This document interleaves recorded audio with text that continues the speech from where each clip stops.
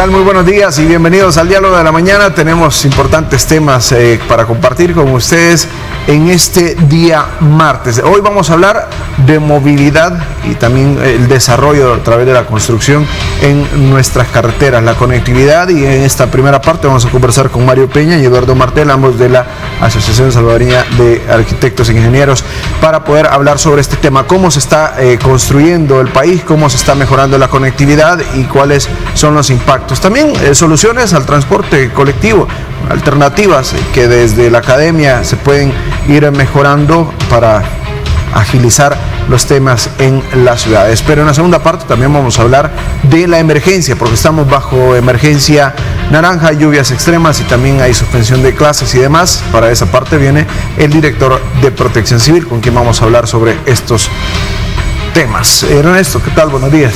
Hola, buenos días. ¿Qué tal? ¿Cómo estás, Luis? Qué gusto saludarte. Bien lo decías tú. Hoy vamos a hablar acerca de cómo el país viene trazando un eje importante para saber el diseño a futuro que tiene, no solo desde el punto de vista urbanístico, territorial, sino también desde el tema de movilidad, ¿no? Sin duda, y vamos a hablar de eso. Iniciamos precisamente hablando de este tema, cómo la conectividad ha mejorado y cómo mejorarla, cómo hacerla más eficiente. Ese es el tema que hoy le consultamos a los expertos, porque en las últimas décadas han empezado a construir puentes, pasos a desniveles y demás, pero ¿es esta la solución a los temas de movilidad en nuestro país? Construir más carreteras, construir más pasos a desnivel, construir un periférico que esté en marcha. Esto va a mejorar la conectividad y hacerlo de forma simultánea, construir puentes, redondeles, pasarelas en diferentes puntos de manera simultánea. ¿Es esta una solución a la conectividad? ¿Lo planteamos así? Bueno, para eso vamos a darle la más cordial bienvenida a nuestros invitados, el arquitecto Mario Peña, presidente de la Asociación Salvadoreña de Ingenieros y Arquitectos. Bienvenido, gracias por estar con nosotros. Gracias por acompañarnos. También nos acompaña el ingeniero Eduardo Martel, experto en movilidad. Gracias por estar con nosotros. Bienvenido. Bienvenidos a ambos y hablar de estos temas de conectividad y cómo desde la academia también podemos dar opciones, dar elementos que para que las personas tomadoras de decisiones puedan también tomar esos elementos. ¿Cómo han visto en los últimos años el tema de construcción para la conectividad? Pues indiscutiblemente el tema vial es un tema muy dinámico, es imposible quedarse estancado en creo yo que mi comentario sería que en paralelo lo que se está comenzando a ver es también una mejora en el transporte colectivo, con el tema de los buses que el gobierno está por comprar o ya compró, sí. El anuncio que se ha hecho del Metrocable y los distintos estudios que se han venido realizando con el tema de transporte masivo. Usted mencionaba algo muy importante. ¿Es necesario toda esta infraestructura? Sí, pero en paralelo también es necesario mejorar el transporte colectivo. ¿Por qué? Porque siendo sincero, jamás, y porque ninguna ciudad, ningún país lo ha logrado, vamos a tener la suficiente oferta de carretera para la demanda de vehículos que se tiene. Jamás. Nosotros tenemos un parque vehicular que crece en un orden casi del 6% anual. Anual, exactamente. Por el momento se menciona, según la página oficiales, que tenemos 1.900.000 vehículos. Y si nos percatamos, el vehículo liviano y la moto son los que puntean considerablemente, son casi como 80.000 vehículos solo en un año. Pero ¿qué es lo que sucede? Se debe de mejorar el transporte colectivo. ¿Por qué? Porque ahí está en algunas zonas el 60-70% a veces del usuario, de la población que se moviliza. Si el gobierno sigue mejorando el sistema de transporte colectivo o lo mejora con estos sistemas, con estas intervenciones, va a estar evitando la migración de los usuarios del colectivo a motos, sobre todo, que es la más barata, ¿cierto? Y con respecto al liviano, entonces vamos a tener menos vehículos en la carretera. Ok, arquitecto, este tema, si bien es cierto, es un denominador muy común en otros países, en nuestro país hemos venido lidiando año tras año, gobierno tras gobierno, con tratar la manera de resolver el tema de la movilidad y por supuesto también el tema del área de servicio del transporte. ¿Cómo desde la perspectiva de una gremial tan importante como la que usted preside, en algún momento da aportes o está viendo este fenómeno causal? Sí, bueno, para empezar tengo que decir que el transporte y la vialidad tienen relación con dónde vive, dónde trabaja y dónde desarrolla sus actividades la población. A medida que la población ha aumentado en las ciudades, se ha aumentado la necesidad de trasladarse de un lugar a otro.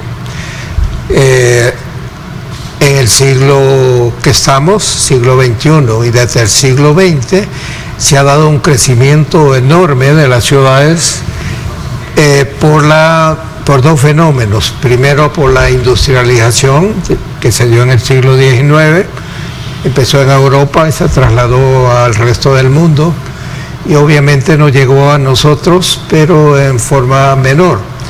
Pero la urbanización también ha crecido por varias razones. El traslado de las poblaciones rurales a los centros urbanos. Y también, en busca de trabajo y mejora de vida. Eso ha hecho que haya más gente queriéndose trasladar de un lado a otro, buscando obviamente trabajo y a veces buscando otras cosas como son la educación, el recreo, etcétera. Eso lo que provoca es más viajes de un lugar hacia otro. Y obviamente los ingenieros de transporte analizan eso y según la cantidad de demanda de viajes, así planean sus rutas de vialidad y la movilidad que deben de tener. La construcción de conectividad, lo que estamos viendo, por ejemplo, periféricos, pasos a desniveles, ¿es necesario para la creciente demanda de las ciudades? Sí, depende de cómo se diseñan las ciudades. Las ciudades que se dejan crecer más por el desarrollo del urbanismo, muchas veces ligado a la especulación. La especulación de, digamos, hacer desarrollos que atraigan a la población. En El Salvador ahora estamos viendo un fenómeno de un desarrollo de habitacional, edificios habitacionales, sí, muy pujante, no necesariamente, ¿no?, para la población salvadoreña, o sí la población salvadoreña, pero no la que vive en el país, porque los niveles de costos, de precios, de costos de esos apartamentos sobrepasan los ingresos de las personas promedio. Ok, pero como decía Luis, en esta primera etapa en la que estamos tratando la manera de, digamos, dilucidar o encontrarle respuesta al tema de la conectividad y cómo mejorarla, sin duda alguna a sus espaldas está el tema de la construcción y ampliación de vías, pasos a desnivel, puentes. Estaríamos hablando de un aspecto o de factores o de obras que de alguna manera son paliativas o verdaderamente es lo que necesitamos para mejorar la movilidad y la conectividad en nuestro medio. No, las necesitamos. Es que cuando yo menciono que en paralelo se debe mejorar el transporte colectivo, no significa que no necesitamos estas obras. La ampliación de los chorros, sí, todos lo sufrimos de una manera directa o indirecta, claro, pero yo estoy convencido que cuando esta obra termine, todos la vamos a disfrutar también, ¿cierto? No significa que el mejorar, no son excluyentes el mejorar el transporte colectivo con construcción de obras viales para vehículos particulares. Van de la mano. Pero ¿qué es lo que sucede? Lo que sucede es que, por ejemplo, el Boulevard del Ejército circula aproximadamente casi 80,000 vehículos al día. De me atrevo a decir que el 20% es transporte colectivo. Y del 20% de transporte colectivo me atrevo a decir que el 50% son buses. ¿Cuántas personas se están movilizando en un espacio compartido con vehículo particular? ¿cierto? Cuando vemos a la par que los vehículos generalmente van 1 o 2 personas. Es decir, hay una disparidad en cuanto al verdadero uso y sobre todo también del buen uso de un transporte para aliviar un poco el tema del congestionamiento. Así es, pero de nuevo, pasos a desnivel, rotondas, usted mencionaba, construcción de nuevas vialidades, son necesarias. ¿Por qué? Porque siempre le dan un respiro, pero y no es fácil, lo aclaro, a mediano y largo plazo la solución es la mejora del transporte colectivo. Sí, muchos dicen, hablando del tema de la ampliación de los chorros, por ejemplo, que hasta ha llegado tarde, que esto se tuvo que haber hecho hace muchos años, que era un problema ya inminente. Mucha de esta obra civil ha llegado tarde, de acuerdo al crecimiento de la ciudad. Mire, indiscutiblemente. Lo que sucede es que también son obras monumentales que el tema de recursos es siempre el condicionado, ¿verdad? E indiscutiblemente creo que el tema de las obras viales de esta magnitud posiblemente las vamos a ver a corto plazo, pero también en paralelo mejora del transporte colectivo, como se espera que hagan el tema de los buses chinos, el metro cable y otras medidas. Ok, ya vamos a ampliar un poquito eso, arquitecto. Entonces, una ciudad sin planificación demuestra que verdaderamente el problema estará ahí latente y permanente, como lo tenemos ciudades como la nuestra, que se dice muy poco se planificó en el pasado. Hay ejemplos importantes en Latinoamérica donde hay ciudades que obviamente tienen una planificación. Curitiba en Brasil ha sido un ejemplo para muchos en el mundo de cómo ha sido planificado. Obviamente tienen más territorio, ¿no?, que cualquier otro país. ¿Verdad? Sí, bueno, la historia de la planificación no es tan nueva. Los romanos planificaban, pero lo hacían con fines militares. Roma era un desastre de calles pequeñas, angostas, etcétera, porque fue creciendo en forma, digamos, espontánea. Hasta que hubo un incendio, dicen que fue a propósito para planificarla. Esa era la planificación. Solo termino. Los romanos dieron cátedra de planificación a los lugares donde llegaron ellos a conquistar. Inventaron la cuadrícula, pero lo hacían para que sus legiones pudieran salir y entrar lo más fácilmente posible, y esa idea la trajeron los españoles cuando conquistaron América. En toda Europa no habían calles ciudades de ese tipo, sino que todas tenían, y todavía los centros históricos son calles tortuosas, pero en América lo llegaron a hacer por las mismas razones que lo hacían los romanos. Entonces sí, fueron un ejemplo de planificación hacia afuera, ¿no? Ahora, nosotros solo le doy un dato: desde los años 60 sí hay planificación urbana en El Salvador.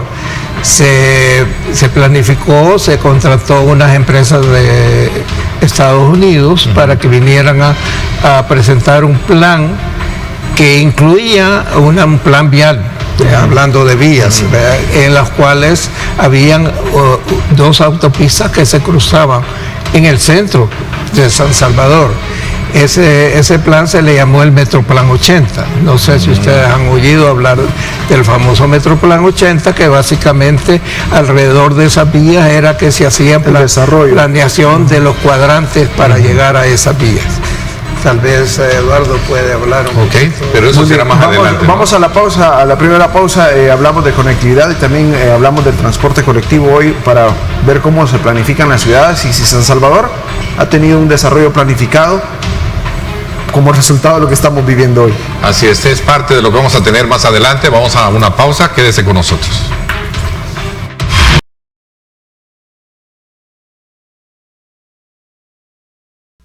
A esta hora de la mañana, como siempre, les invitamos a ustedes a saborear una buena taza de café, y qué rico es disfrutar de café rico, el café perfecto de la mañana.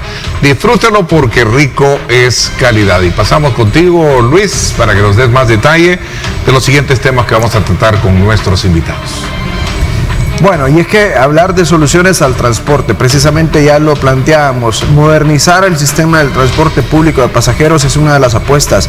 Se ha planteado un metrocable que estará en zonas populares, que estaría desde la zona de Mexicanos hacia Centro Histórico. Se ha ido conociendo poco a poco del detalle, pero también se ha anunciado justamente la llegada de buses desde China que vendrían a modernizar la flota del sistema público de pasajeros, incluso un metro. Se ha hablado también del tren del Pacífico. Estas son algunas de las alternativas de las que se están valorando para mejorar el tráfico a través del transporte colectivo de pasajeros. Planteamos esto, el transporte colectivo es una solución a evitar este caos vial en San Salvador. El transporte colectivo es una solución para garantizar una calidad de vida al usuario, sí, realmente. Congestionamiento, las colas o el congestionamiento de por sí no van a desaparecer del todo, pero el tema es cómo mejorar la calidad de vida para el usuario que se levanta ahorita a las 3:30, 4 de la mañana, recorre casi 2 horas en transporte colectivo para estar 7:30, 8 de la mañana a tiempo de su trabajo. Imagínense el tema del retorno. Entonces, son 4 o 5 horas diarias. Exactamente. Entonces, aquí el tema, yo por lo menos lo alcanzo a ver en cómo mejorarlo para que sea una ciudad realmente que tenga una calidad de vida para su población. Se le debe dar, arquitecto, mayor ponderación, mayor beneficios al transporte colectivo de pasajeros que al transporte privado, en que vamos 1 o 2 en un carro, si bien nos va que vamos al trabajo, y en el transporte van 70 personas como mínimo. Sí, bueno, hay diferentes tipos y calidades de transporte colectivo. Las grandes ciudades, que se les llama megaciudades, son de millones de habitantes. San Salvador ya pasa ya está cerca de los 2 millones en el área metropolitana.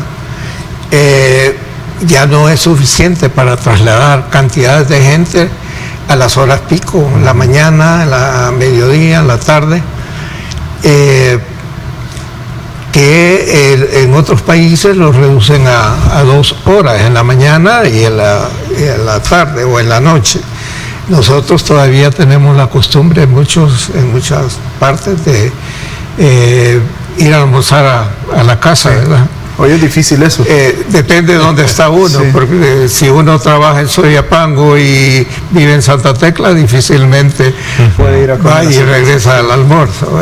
Pero en otras ciudades, especialmente en los países industrializados, esa práctica no se tiene.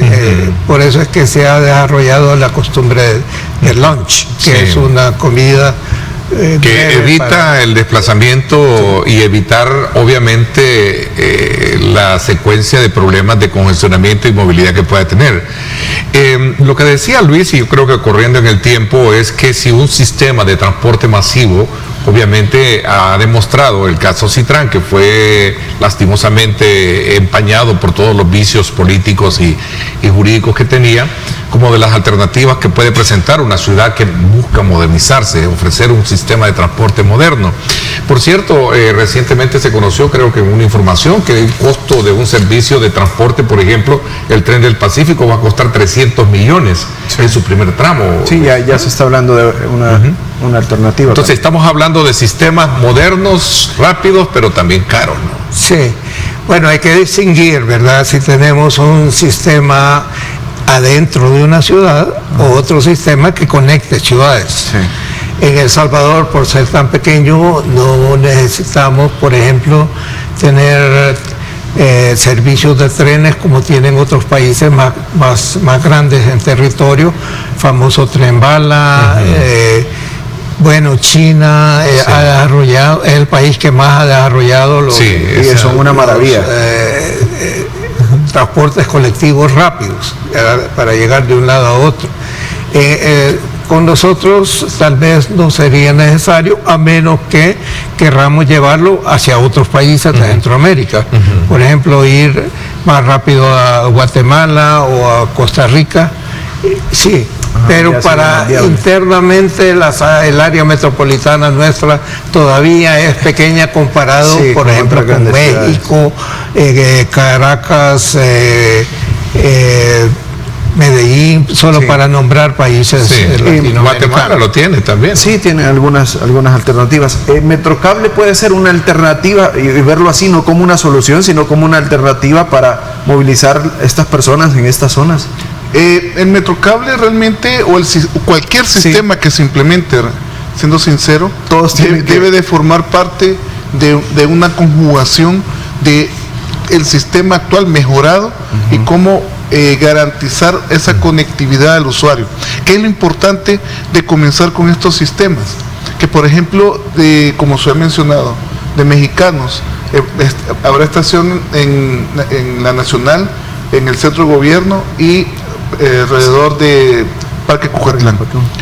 Posiblemente en algunos de estos lugares el usuario no llegue, no sea su destino final, pero le va a facilitar el desplazarse más rápido para tomar otro bus de seguro, un transbordo para dirigirse ya sea a su trabajo o de regreso de su trabajo a la casa.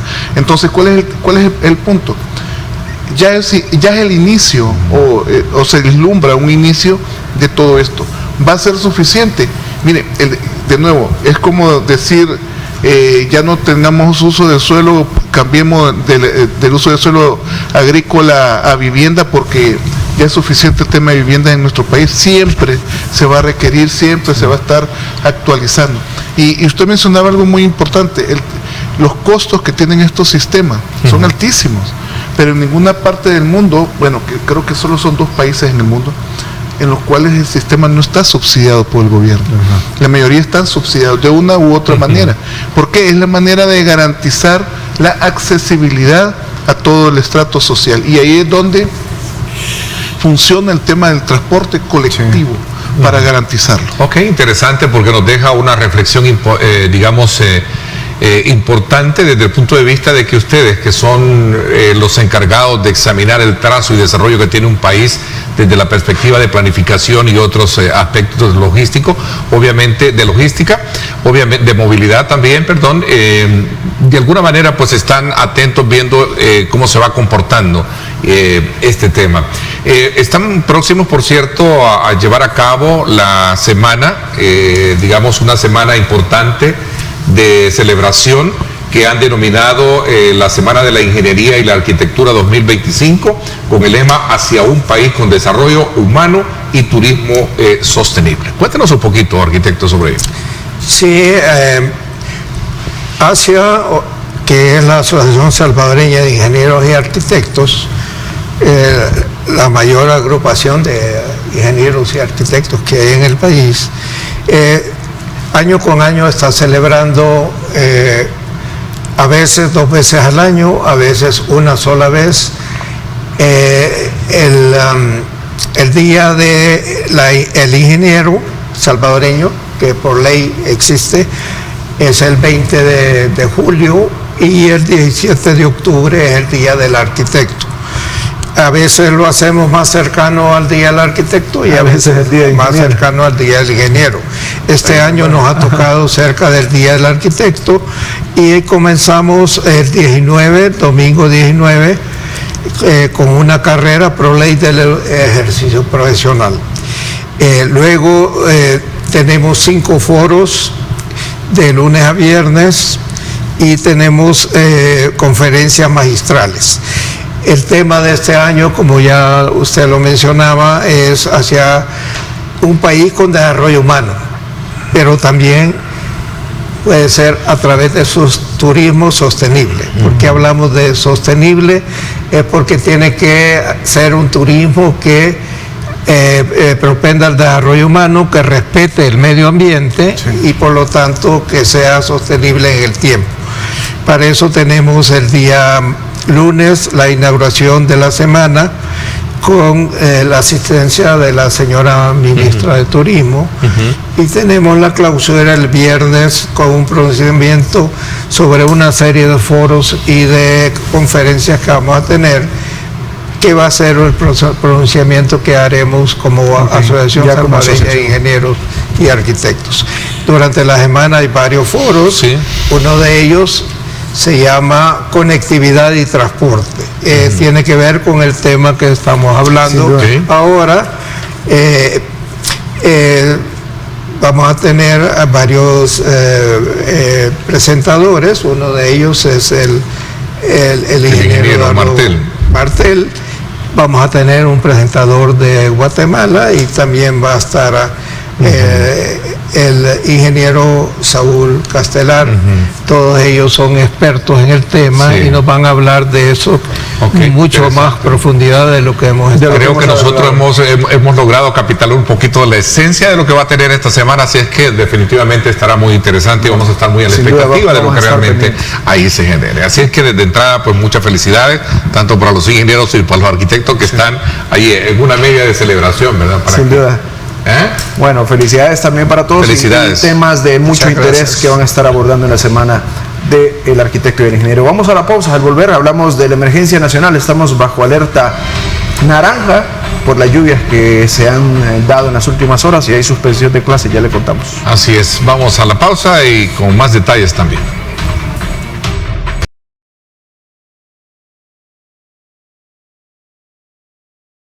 Muy bien, gracias por continuar con nosotros y gracias a Salnet. Vamos a este bloque. Vamos a hablar de la emergencia, lluvias extremas y también saturación de suelos. Protección Civil ya ha emitido una alerta naranja a nivel nacional, luego de una alerta estratificada que se tenía, pero ya en las últimas horas se ha emitido la alerta naranja. Bueno, significa que están activos a nivel nacional, ya se habrían activado algunos albergues y también están prestos a evitar cualquier tragedia. Hablamos en esta parte con el director de Protección Civil para que nos explique las acciones que se toman en torno a una emergencia nacional de tipo naranja y qué es lo que ha ocurrido en las últimas horas, el recuento de daños de lo que ha ocurrido en nuestro país, que ha llevado incluso a la suspensión de clases en el sector público a nivel nacional y a otros en el sector privado que han tomado a bien estas designaciones. Bueno, yo creo que decisiones oportunas, sobre todo por el tema climático, como bien tú lo planteabas. Don Luis Alonso Amaya, director de Protección Civil, con nosotros esta mañana. Bienvenido, gracias por acompañarnos. Muchas gracias. Y ampliarnos precisamente sobre esta, digamos, incidencia atmosférica, de presiones atmosféricas, de lluvias que tenemos hoy en día y que obviamente nos ha dejado bastante preocupado en algunas zonas, particularmente que están siendo asediadas precisamente por estos sistemas de lluvia. Definitivamente, bueno, al principio muchas gracias, buenos días a los amigos televidentes y a ustedes, todo su equipo. Gracias también por la oportunidad que nos brindan de poder informar a la población. Hemos tenido efectivamente lluvias bastante abundantes, ya básicamente en algunos puntos del país se ha superado con creces el promedio anual de lluvia, ¿verdad? Y eso significa que ahora mismo tenemos muy altas probabilidades de tener algunos incidentes derivados justamente de toda esa cantidad de lluvia que se ha precipitado. Cuéntenos un poco sobre esta, bueno, estamos en alerta naranja, sí, naranja, ¿no? Efectivamente. Y se tomó la decisión de los colegios y particularmente, el sistema público, sí, de no impartir clases, ¿verdad? Para evitar situaciones. La alerta naranja fue declarada el día de ayer, o mejor dicho, elevada alerta naranja, todo el territorio del país que aún se mantenía en alerta amarilla. Como recordarán ustedes, y declaramos alerta naranja en todos los municipios de la zona costera, considerando que se veía venir toda esta cantidad de lluvia, la posibilidad de tener esta baja presión, que es la que ahora mismo pues tenemos sobre nuestro país, influenciada, hay que decirlo, por el acercamiento de la zona de convergencia intertropical.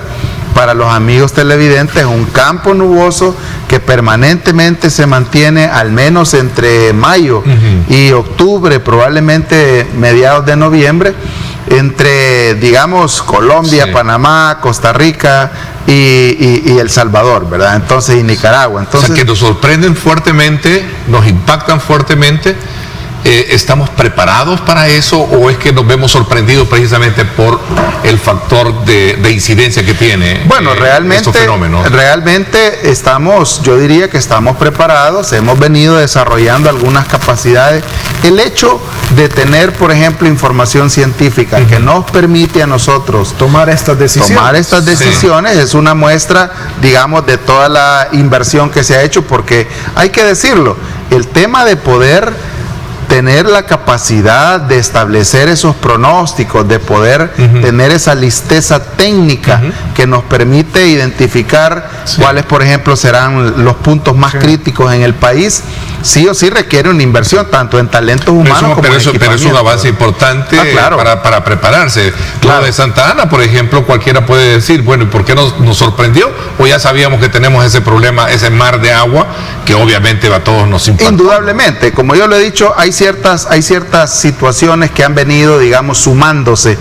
No es el simple hecho de si va a llover o no va a llover, sino hay otras aristas que considerar, que definitivamente cuando tenemos lluvias convectivas o lluvias que se forman muy rápidamente y nos dejan acumulados muy importantes, es cuando se materializa. ¿Y hay algún grado de incidencia desde las funciones que tienen ustedes como Protección Civil para poder de alguna manera llegar a ciudades como por ejemplo Santa Ana y decir, señores, hay que arreglar esta situación, de lo contrario esto se nos puede salir más del control, como lo hemos visto con esas imágenes? De hecho, lo hemos venido haciendo.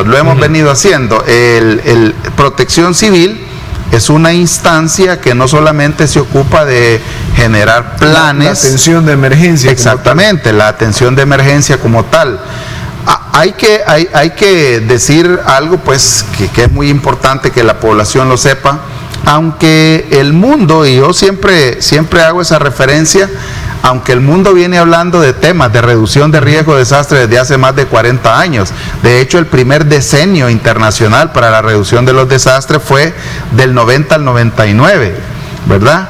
Luego vino el marco de Sendai, es decir, han venido sucediendo cosas, no es nuevo, sin embargo, en el país poco o nada se hizo. No ha sido hasta hace muy poco tiempo que nosotros presentamos ya formalmente, por primera vez en la historia, el Plan Nacional de Reducción de Riesgo de Desastres. Es decir, estamos empezando a hacer cosas que debieron haberse empezado hace 40 años, ¿verdad? Claro, llevar a un país que ha sido eminentemente reactivo a un país prospectivo tardará muchos años. Y esta planificación, o sea, ¿ustedes cuándo la presentan, cuándo la presentaron y cuáles son los puntos que han identificado como de mayor riesgo? Bueno, en principio creo que es importante decir, por el lado de la Dirección de Observatorio de Medio Ambiente se ha hecho un trabajo pero muy importante que creo que nunca antes se tuvo. Establecer escenarios puntuales de riesgo. Es decir, con la presentación del INERP, que es un documento, es un acrónimo que dicta Índice Nacional del Estado de Riesgos y Vulnerabilidades. Tener esa certeza de conocer cuáles son los puntos, diría yo, o los escenarios más críticos, y no solamente por lluvias. El Salvador es un país en el que tenemos al menos 6 o 7 amenazas muy puntuales, las que se derivan de la dinámica geológica, sismos, erupciones volcánicas, tsunamis, deslizamientos o movimientos en masa, llamémosle, porque no solamente son deslizamientos, derrumbes, deslaves, deslizamientos. Entonces, y eso apenas de la dinámica geológica, hablemos de la dinámica hidrometeorológica. Depresiones tropicales, tormentas tropicales, huracanes, aunque se consideran, debo decir categóricamente que hasta hoy, nosotros tenemos 2 barreras que hasta hoy nos han salvado de la entrada de un huracán. ¿Cuál es la diferencia entre uno y otro? Si ambos traen, o los 3 traen lluvia y traen viento, la velocidad de los vientos. Hasta hoy diría yo que no hemos tenido la desgracia de ser impactados directamente por un huracán. Sin embargo, por la cadena montañosa, que tenemos una cadena montañosa central que exactamente, nos ayuda mucho. Entonces, tener ese conocimiento, en primer lugar, estamos cumpliendo uno de los, diría yo, de las prioridades del marco de Sendai 2015-2030, que dicta que conocer el riesgo va más allá de decir de una forma tan simplista que aquí llueve, tiembla. O sea, ¿cuáles son los territorios más críticos, por ejemplo, para inundaciones en el país. Sí o sí sabemos que toda la zona sur del país, ¿por qué? Porque ahí terminan todos los ríos, esa es la cuenca baja de todos los ríos, pero no necesariamente solo el sur del país. Hemos tenido inundaciones en las zonas cercanas, por ejemplo, en Villa Victoria hay un lugar que se llama Vado Lagarto, una zona inundable. Si nos vamos al otro lado por el Río Grande de San Miguel, no solamente la zona baja del Río Grande. La carretera como tal. Exactamente, bueno, la carretera en las inmediaciones de Santa Fidelia. Entonces, y apenas estamos hablando de una amenaza. Si empezamos a ver, estamos cumpliendo con uno de las, insisto yo, de las prioridades, el conocimiento del riesgo. ¿Cuál es el otro punto? Y el Plan Nacional de Reducción de Riesgos ahora se centra, en primer lugar, que definitivamente hay que promover la construcción resiliente. Es decir, el desarrollo no lo podemos detener, mal haríamos. Sin embargo, hay que pensar o hay que promover todas las condiciones para que la inversión sea una inversión resiliente, que sea un desarrollo que reduce riesgos, no que crea nuevos riesgos. Y vamos a tener un periodo de más lluvias frecuentes y más fuertes. Por supuesto. Como decimos los buenos salvadoreños, mamellazos de agua lo que vamos a estar teniendo. Por supuesto, indudablemente que sí, hay que pensar. Digo, para pensar y prevenir cualquier situación que se nos presente, ¿no? Puntualmente, en lo que le resta al periodo lluvioso de este año, indudablemente vamos a seguir teniendo lluvias, tal vez no tan sostenidas ni tan fuertes, pero de que las vamos a tener, las vamos a tener. De ahí la importancia de elevar a alerta naranja el estado de alerta. Pero si pensamos en el futuro cercano, es decir, el próximo año, este año hay altas probabilidades que termine con incidencia del fenómeno de la Niña. ¿Qué significa? Que podríamos tener algunas tormentas incluso a mediados de noviembre, o como en otros años que hemos tenido el fenómeno de la Niña, incluso en diciembre nos ha llovido. Eso no, realmente, aunque debería preocuparnos, yo me preocuparía más por el próximo año, porque si el fenómeno de la Niña, que ya en otros periodos ha durado hasta 3 años, significa que el 2026 va a ser un año muy, pero muy copioso. Podríamos tener incidencia muy importante en cuanto a inundaciones, sí, todo lo que se deriva de ahí esto. Viene el, digamos, el clic, ¿vea? Para encenderse y activarse. Exactamente. Para prevenir situaciones. Sí, claro, evitar riesgos. Vamos a hacer una pausa, 7:46 de la mañana. Conversamos con el director de Protección Civil por este tema. Las lluvias van a continuar esta semana, sí van a continuar, eso dicen los expertos del Ministerio de Medio Ambiente y Recursos Naturales, y por ello también es que se elevó la alerta a naranja. Así probablemente acá en San Salvador no estoy viendo, pero zona norte y en el oriente del país se ha amanecido con lluvias y esto puede traer riesgo. Vamos a la pausa. Y planes contingenciales también este día. Juega la selección y también hay un plan preventivo para aliviar situaciones en el sector. Vamos a aprovechar la presencia de él para que nos comente de eso y pues obviamente prepararse. Vamos a la pausa y regresamos con más. Muy bien, gracias por continuar con nosotros. Hoy hablamos de acciones preventivas para evitar riesgos y desastres por las lluvias que se van a percibir en las próximas horas y las acciones que han estado haciendo a través de las diferentes cuadrillas, todo el Sistema Nacional de Protección Civil activo ahora mismo para remover escombros, para retirar árboles caídos, que principalmente se da en carreteras. Incluso hay una cuadrilla especializada ya para poder hacer este tipo de actividades. Director, no solo acciones preventivas cuando pasan las tormentas, sino que también ahora se toman incluso precaución en cierre de algunas carreteras por derrumbes. Anoche veíamos un derrumbe allá en la zona de Huizúcar y planes de renderos, es decir, sí están atendiendo también este tipo de acciones. Exacto, y otra vez hablando del tema de la alerta, esa es una de las razones por las que sí o sí surge la necesidad de elevar el nivel de la alerta. Suelos saturados. Suelos saturados, bueno, en la Unión, en uno de los distritos de la Unión, Concepción de Oriente, llegamos a tener 141 milímetros en 24 horas. Eso mucha lluvia, ¿no? Mucha lluvia. A estas alturas del año significa altas probabilidades de tener deslizamientos, derrumbes, inundaciones. Y quisiera aprovechar el momento, si me lo permiten, para reiterar no solamente inundaciones de planicie, es decir, que van creciendo gradualmente, sino aquellas de alta pendiente que se manifiestan en las famosas repuntas, ¿verdad? En los ríos. El domingo, por ejemplo, tuvimos la desgracia de perder a una señora con su hijito porque fueron arrastrados. Yo creo que es importante reiterar en que si nosotros estamos advirtiendo de una condición de riesgo con un estado declarado de riesgo, eso debe ser una campanada para todos nosotros, debe ser un llamado de atención.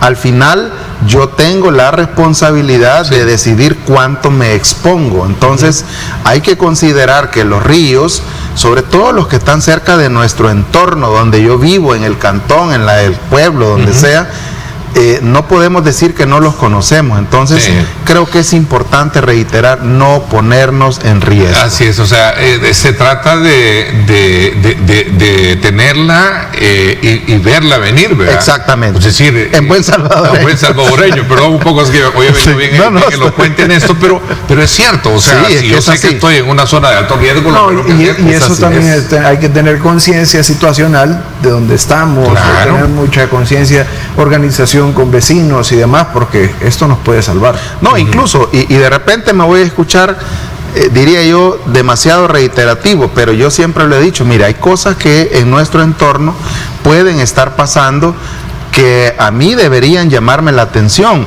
Si yo vivo en una zona, por ejemplo, con una inclinación bastante considerable, por no decir en una ladera, y veo que de repente la escorrentía se torna de ligeramente oscura a una escorrentía muy achocolatada, algo está pasando. Eso debe ser una llamada de atención. Yo lo he dicho en otras oportunidades, si los árboles empiezan a perder su inclinación, hay altas probabilidades de tener un movimiento. Entonces, ¿por qué no evacuar? ¿Por qué no buscar un entorno seguro? ¿Hay albergues activos ahorita? Sí, tenemos 3 albergues activos. Tenemos un albergue, bueno, el día de ayer les cuento que ya en horas de la noche fue necesario evacuar a unas familias también en los planes de Renderos por el colapso de un puente puente peatonal que básicamente servía de contacto entre terreno firme y lo voy a decir así, y la comunidad. Los albergues activos son 38 personas albergadas, 2 en Chalatenango, 1 en Usulután. Y por supuesto, ayer no fue necesario activar el albergue porque las personas decidieron irse donde sus familiares. Yo creo que esa es la mejor decisión que se puede tomar. Si yo observo que las condiciones de riesgo gradualmente se van incrementando, pues hay que evacuar, ¿verdad? Hay que acatar la recomendación. Y quizás solo para finalizar y hablar del partido de hoy y el plan que se tiene para atender cualquier emergencia, es que a la hora de que tú hiciste la presentación de las temáticas a desarrollar, me llamó mucho la atención todas las tareas de limpieza, de la tala de árboles, en fin, pero también hay un factor, digamos, común, que es el tema de la basura y la responsabilidad que tenemos nosotros para no tirar basura, que es el principal problema para el tema de los drenajes tapados. Por supuesto, y yo lo he dicho en otras oportunidades también, si empezamos a desglosar los factores de vulnerabilidad, es decir, lo que depende de mí, el tema factor social, educativo y hasta cultural. Por cultura, yo creo que el mejor lugar para poner la basura es donde se me ocurre. Eso no debe ser así, ¿verdad? Tener la responsabilidad de hacer o de manejar adecuadamente los desechos sólidos a fin de procurar que se los lleven y vayan a parar a un lugar que pues esté dispuesto específicamente para eso y que no sean las alcantarillas, porque ahora mismo vemos imágenes en cualquier parte del país donde se da una inundación urbana. Estamos viendo exactamente una imagen del equipo a sus espaldas tiene limpiando los tragantes. Sí, los tragantes, ¿verdad? Entonces, con cada lluvia más basura. Claro, eso ¿qué es lo que provoca al final? Que tengamos inundaciones urbanas, que son pasajeras, sí, pero mientras pasan, terminan afectando, interrumpen la conectividad vial, y si llega a un nivel considerable, se meten hasta las casas también, ¿verdad? Entonces, bueno, hay que tener también en cuenta la mano humana en este tema y la responsabilidad que tenemos tú y yo y todos los que están, ¿verdad?, viéndonos de no tirar basura. ¿Verdad? Director, para finalizar, porque también es paralelo a esto, tienen una actividad ahora en el Estadio Cucatlán, que también Protección Civil trabaja. Por supuesto, en el marco de la operatividad que tiene su razón de ser en el Plan Nacional de Contingencia para eventos de concentración masivo, de donde se desglosan protocolos para conciertos, partidos de fútbol, incluso hasta para eventos religiosos. Para este día tenemos un protocolo de coordinación en el que se van a involucrar eminentemente instituciones operativas, ¿verdad? Estamos hablando de atención prehospitalaria, que sí o sí se involucra sistema de emergencias médicas, FOSalud, Cruz Roja y las diferentes instituciones. Seguridad, tanto interna como externa al estadio, Policía Nacional Civil, cuerpos de agentes metropolitanos, Fuerza Armada. Seguridad perimetral relacionada con la agilización del tráfico, Viceministerio de Transporte. Y obviamente pensando en que podría llover también, estamos desde el Centro de Operaciones de Emergencia Nacional actualizando constantemente las condiciones de la mano de la Dirección de Observatorio de Amenazas a fin de poder, diría yo, dar curso operativo a cualquier incidente. Ok, sí, entonces, para conocimiento de todo el público, hoy en el estadio Cuscatlán, donde se va a llevar a cabo el juego entre la selección nuestra y Guatemala, hay un plan de atención de emergencia, por supuesto, programado y a la vez integrado por muchas instituciones, por supuesto, como usted decía, que pertenecen a Protección Civil. Por supuesto. Un protocolo. Son alrededor de 10,000 talentos humanos los que van a estar participando de todas las instituciones que ya he mencionado, a fin de poder tener no solamente la listeza operacional, sino que de verdad sea una fiesta futbolística, ¿verdad? Tenés que ir, eso significa, Luis, que tú vas a llegar muy bien, digamos, resguardado de este plan de seguridad. Sí, por su pronóstico. Bueno, vamos a hablar de pronóstico, no podemos escapar. 1-0 gana la Selecta hoy. 1-0 ganamos, ¿sí? Bueno, yo quiero ser muy optimista. 3-1 gana la Selecta. Okay, bueno, el mío es reservado, aunque no me lo pregunten, el mío es reservado. Pero bueno, el mejor de los deseos, ¿verdad? Sí, vivir una fiesta deportiva, por supuesto, muy importante porque el fútbol une, definitivamente. Director, gracias por la visita. A ustedes, gracias, agradecemos muchísimo su presencia acá con nosotros. Bueno, y no se pierda también esta noche Pulso Ciudadano por Canal 19, porque estarán conversando abogados en torno a temáticas muy relevantes de nuestro país. Así es, como siempre, ofertándoles a ustedes temas de mucha importancia de país. Por nuestra parte, este día, pues gracias, pásenla bien, y como siempre recuerden lo más importante, amar a Dios sobre todas las cosas.